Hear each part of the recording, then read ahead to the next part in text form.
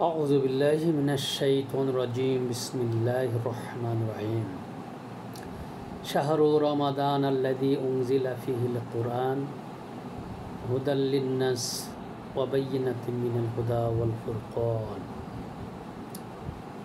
صدق الله العظيم الحمد لله আল্লাহ তাআলা লাখো কোটি শুকর গুজার যে মহান রব্বুল আলামিন রমাদান মোবারকে কোরআন নাজিল করেছেন বিশ্ব মানবতার মুক্তির জন্য,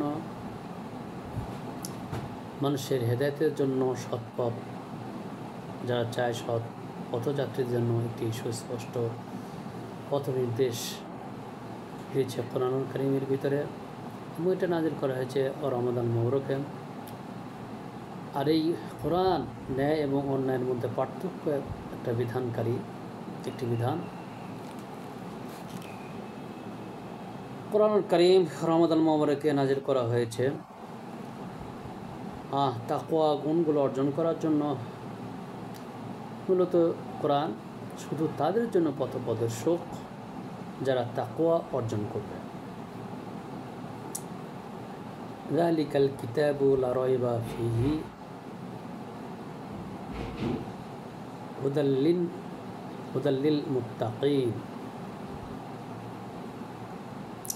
আল্লাহ রাব্বুল আলামিন কোরআনুল কারীমে বলেন, যালিকাল কিতাবু লা রাইবা ফীহি হুদাল লিল মুত্তাকিন। কোরআন শুধু তাদের জন্য পথ প্রদর্শক যারা তাকওয়া অর্জন করবে। সুতরাং আর যখন মানুষের মধ্যে এই তাকওয়া গুণটি অর্জন হয়ে যাবে, তখন মানুষটি শুধুমাত্র একমাত্র কেবলমাত্র আল্লাহকে ভয় করবে এবং সকল কাজে আল্লাহকে ভয় করবে। বিধায় কোনো খারাপ কাজ করতে পারবে না, দুধে পানি মিশাবে না, খাদ্যে ভেজাল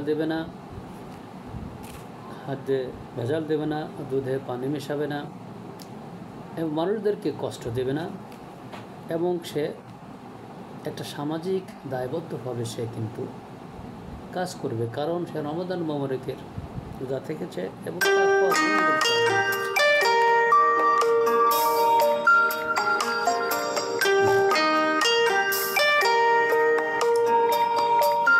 সুতরাং রমাদান মোবারকে মানুষের বিশেষ করে যারা তাকওয়া গুণ অর্জন করবে তাদের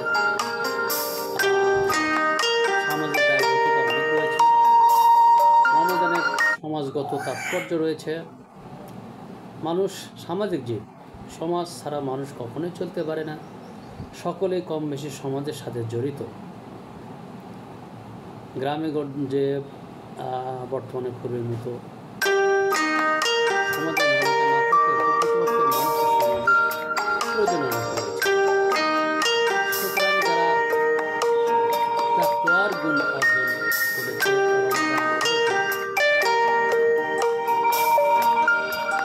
এবং তারা সামাজিক কাজ করবে এবং সমাজের বিভিন্ন কাজের সঙ্গে তারা জড়িয়ে যাবে এবং ন্যায় বিচারটাই করবে।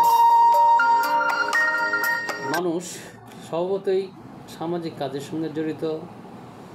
সুতরাং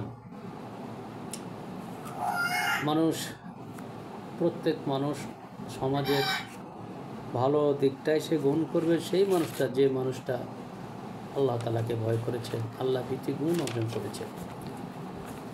কারণ এই রমাদান মাস হলো সবরের মাস। সামাজিক দায়বদ্ধতা যিনি তাকওয়া অর্জন করবে তিনি সবর করবেন, তিনি কখনো মিথ্যা কথা বলবেন না। রাসূল করিম সাল্লাল্লাহু আলাইহি ওয়াসাল্লাম বলেছেন, যারা তাকওয়া গুণ অর্জন করবে এবং তারা যদি